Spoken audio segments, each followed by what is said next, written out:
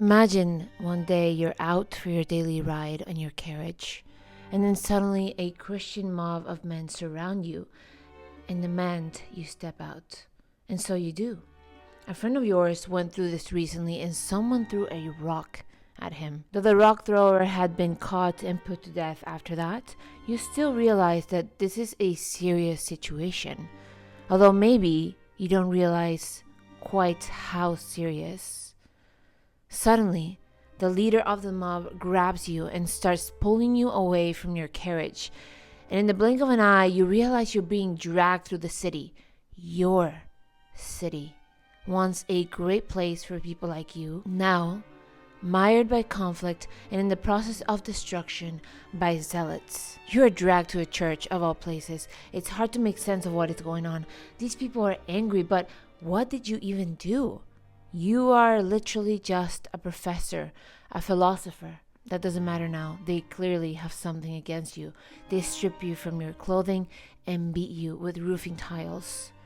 They use them to flay your skin from your flesh. And some say they even gouge your eyes out as you still grasp for breath. Finally, you succumb to your injuries and pain. These people tear your body apart, limb from limb, and burn it. Even though around the city you are known as a luminous child, as a brilliant mathematician and philosopher, this is how a lot of people will remember you now. This is what happened to Hypatia of Alexandria. So, who are these men who surround the Hypatia? Who was their leader?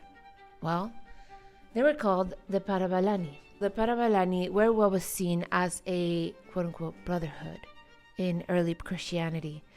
They generally came from the lower classes of society, not very highly educated but committed to the cause of the Christian leaders of the time. In this case, Cyril, the Bishop of Alexandria, and Peter the Lector, described as a true man of Christ.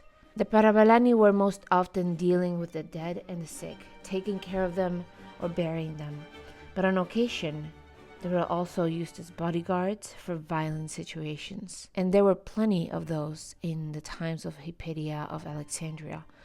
One philosopher would later call the parabalani bestial men, truly abominable. Because truly they were not just bodyguards, but the people others needed protection from. When I was reading about the parabalani, I could not help myself, but my mind kept making the comparison to incels. Now, incels are not necessarily an army of Christ, but I found it very interesting that Hypatia was the one who bore the brunt of this quote-unquote army of Christ, when there were many other aristocratic men saying and doing similar things. If you read enough online messages by incels, you will understand why my mind made this comparison. There's no need for women to read any feminist thinking. All they need to do is read the messages by these types of men. They radicalize women themselves. Anyways, I will get to why Hypatia was targeted in a bit. I wondered if anyone had made the comparison previously, and yes, kind of. I found an op-ed in the website Secular Humanism. Now, this does not reflect my own views on the world and spirituality, which I'm currently and always exploring, but let me read you a bit of the article. Culture wars are nothing new to our modern interconnected societies, and perhaps they're simply a part of the human condition. These days, however, conflicts of culture and ideology are saturated with self-replicating ammunition, a deluge of uninformed opinions and disinformation delivered through a supply line of infinite capacity, the internet. When these mythical ministrations are received by a frustrated and philosophically illiterate group of alienated young men, the combination of conspiracy theory, misinformation, and confirmation bias can be explosive. Now, there's a lot I did not agree with when I read the whole op-ed, but I did find similarities there in the end of that paragraph with the description of the parabalani, philosophically ignorant, frustrated with the world, unwanted. But let's get back to Hypatia. Who was she? Hypatia of Alexandria was one of the greatest philosophers and mathematicians of her generation. Yes, a woman in ancient Greece. with these accolades. How surprising. And no, I'm not being sarcastic. One of the reasons she was able to step out of what was expected of her gender at the time was because of her father, Theon, another great mathematician. Her father cultivated her intellect, teaching her math, science, and philosophy. Soon, however, she surpassed her own father's brilliance and became a teacher who was renowned all over the Mediterranean, and many would travel far distances to meet her and learn from her. She would often stride through the streets of Alexandria wearing a philosopher's cloak, the very austere tribon, even though paintings from hundreds of years afterwards paint her as a romantic figure draped only in her locks. She was not that. She was actually very modest and unassuming in her dress. She also lived a life of celibacy, rejecting any kind of romance in favor of her research and her studies. And she made that very clear to anyone who tried convincing her otherwise. She would often stop and give public lectures, and she would draw crowds. She was not just a theorist, she was also an inventor, constructing astrolabes that would be used to measure the position of stars and planets.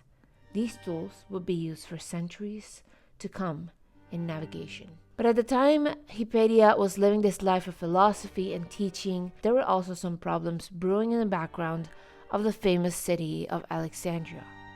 A conflict with the Christians and everyone else, the pagans and the Jews. There were ancient Greek statues being destroyed because they represented other gods.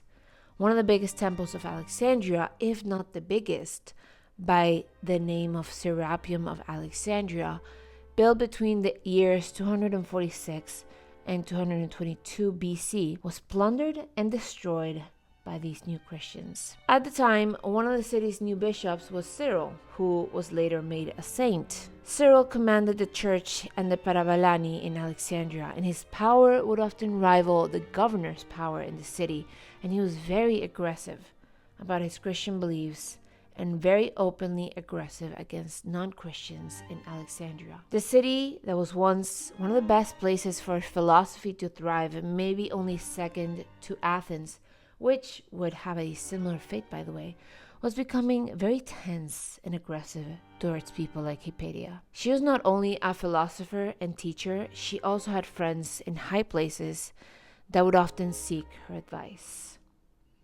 One of her friends in high places was Orestes, the aristocratic governor of the city. Orestes was himself a Christian, but perhaps in Cyril's eyes, he was a lukewarm Christian. Orestes looked in horror to what was happening in his city at the hands of Zealots, but seemed to have very little power to stop these mobs. He wrote to the emperor to complain, and Cyril tried to convince Orestes to essentially join his crusade without success. One day, Orestes was assaulted by the parabalani while going on a carriage ride through the city. A monk threw a rock at his head, but somehow the crowd there managed to help Orestes escape. The monk would later be found and tortured to death. Now, what does one thing have to do with the other, you may wonder?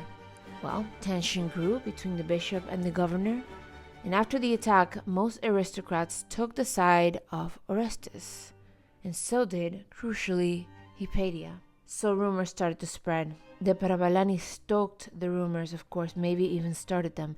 This Hypatia woman was not just a teacher and a difficult and different type of woman. She was some sort of temptress. She had, quote, beguiled many through her satanic wiles. She was doing magic with her symbols and spreading dangerous ideas to her students. And so, this is where the story goes. The rumors grew stronger until one day, as Hypatia took her daily ride through the city, she was stopped, attacked, and killed by the parabalani, led by Peter the Lector, who was called a, quote, perfect believer in all respects of Jesus Christ. Was he a perfect believer of Jesus Christ? Honestly, the idea of Christianity is not what I want to focus on here. It seems to me that Christianity has gone through great transformations over the years. However, I want to take a moment to recommend the book The Darkening Age.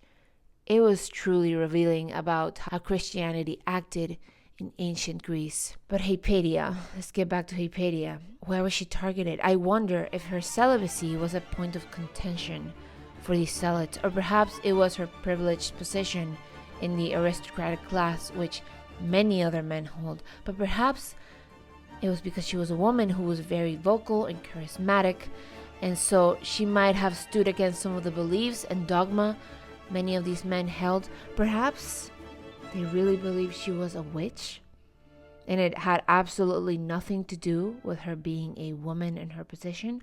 Who knows? But it is hard not to wonder. It is hard not to draw parallels when you find that type of aggressive messaging still exists to this day. Regardless, her murder sent shockwaves through the Roman Empire. Orestes himself quietly disappeared from the public eye. For some, she was considered the last great philosopher and mathematician of her generation, and she was considered a, quote, martyr of philosophy. With her death, Alexandria was closed as a center for mathematics. Her end definitely marked the end of an era. What do you think? Why do you think she was particularly targeted? Do you think these men believed she was practicing dark magic? Or was it just an excuse? Let me know in the comments below.